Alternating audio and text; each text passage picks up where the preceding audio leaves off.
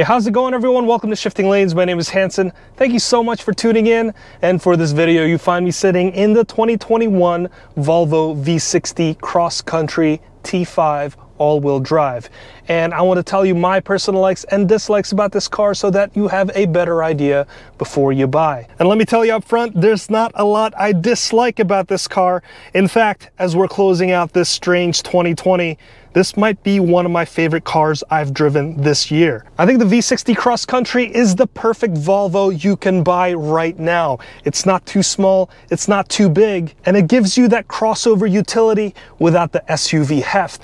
And it all stems from the wagon shape, which many Europeans will agree is one of the best automotive shapes in existence. Many of our viewers are wagon lovers. In fact, a Volvo wagon helped launch our channel. And many of you out there will be familiar with our project Volvo V70R wagon, which is a 450 horsepower sleeper dad wagon. That V70R belonged to a different era of Volvo wagons. That's when they like to use 5-cylinder engines in their cars, and that's when the trim T5 actually made sense.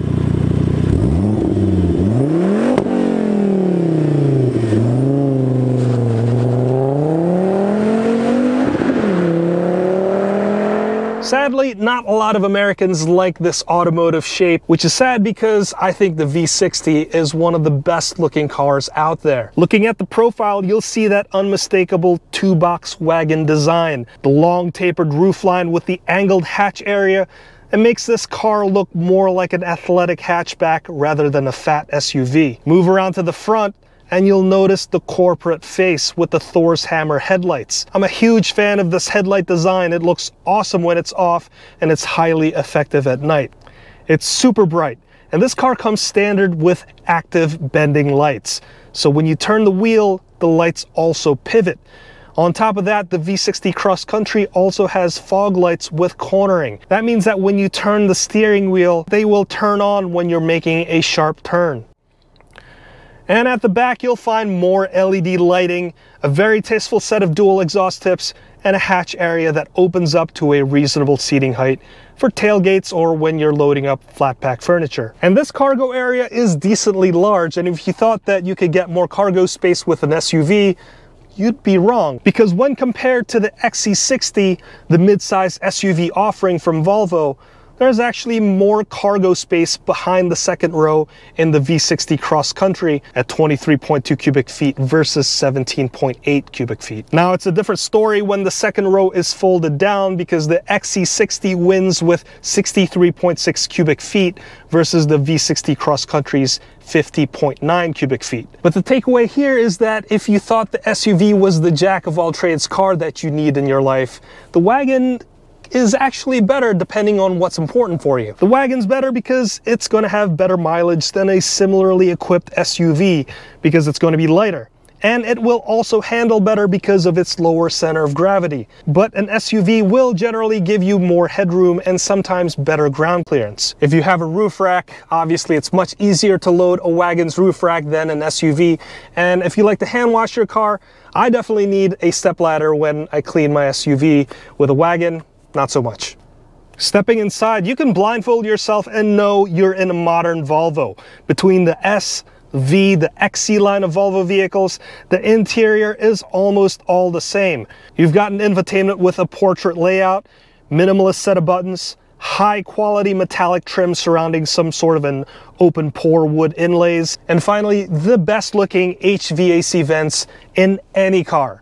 Prove me wrong. And you also can't forget the high quality materials everywhere. The seats feel incredible. The leathers are really nice. This wood trim is amazing, and all of the switchgear, the metallic knurling on these things. And I also like the look of the optional Bowers & Wilkins speaker grills. In contrast with the dark interior, it looks like metallic jewelry. My current favorite trend in cars these days is a fully digital instrument cluster, and for luxury cars, I think it's a must. For the V60 Cross Country, that 12.3-inch instrument cluster display is standard. You can get critical information like navigation directions front and center instead of taking up place in the center console. And I also like the classy presentation of the gauges and the colors that's been used, because sometimes with these displays, considering how new and flashy they are, some car brands like to go overboard with their animations that it can look really tacky. Not the case in the Volvo. Moving on to the center console, I like the portrait orientation of this display. You can fit lots of information, and when you plug in Apple CarPlay, it also doesn't take over the entire screen. It actually just shows up in a small portion of the display. Though I don't like how certain functions of the car can take over the entire screen. For example, this car is fitted with optional massaging seats for the front seats, which is amazing. But when I change the controls, does it really need to take over the entire screen, that it hides the navigation that I'm using for Apple CarPlay? I think some of those things could have been done a little bit better. For this specific V60 Cross Country, it's been equipped with a couple of other fancy packages, and I think they're all fairly worth it. The most notable is the Advanced Package, a $1,900 upgrade that gets you a nice heads-up display, 360-degree parking view, and pilot assist. The 360-degree parking view is super helpful considering how long this wagon really is. This is on top of the standard front and rear park assist, which will beep at you if you're close in proximity with something. Between these two parking assist systems, you should have a better chance of keeping your front and rear bumpers dent-free.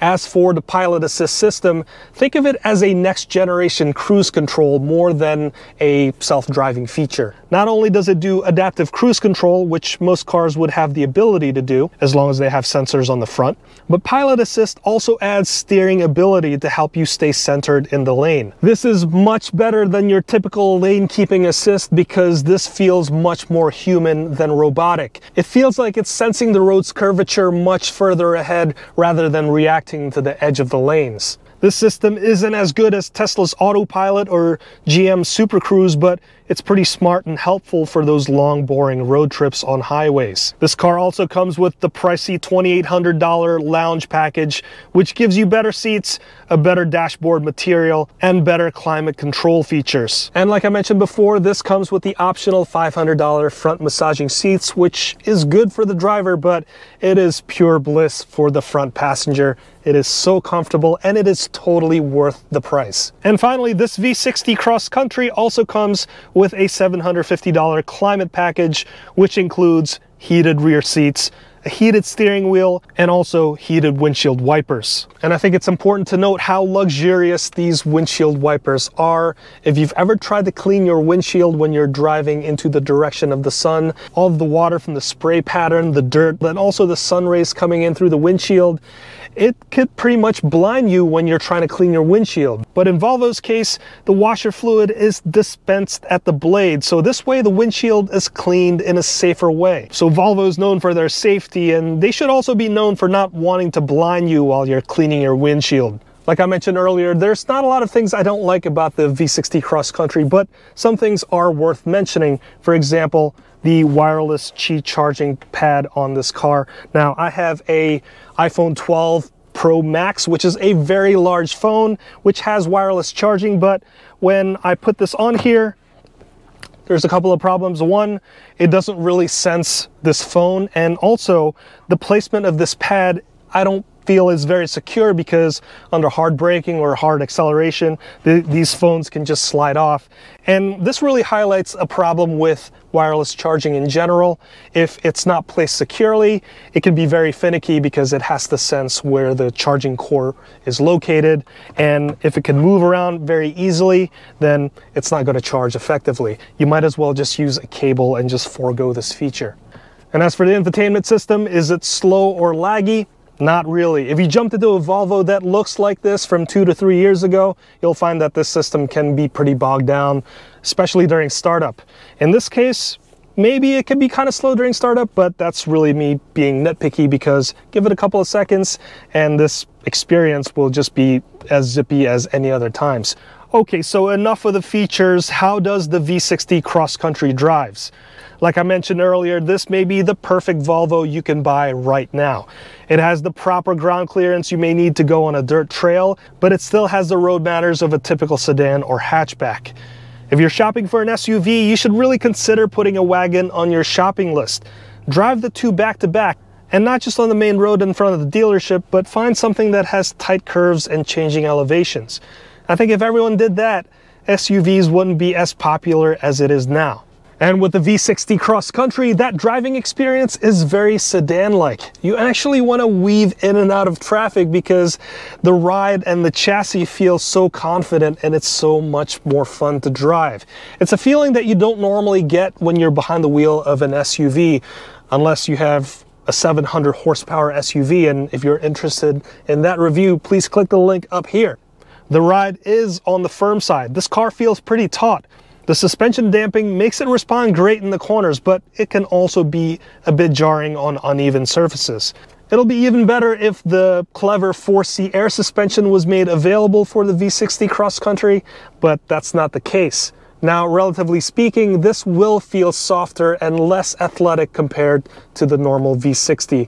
And that's to be expected because this one has a higher ground clearance.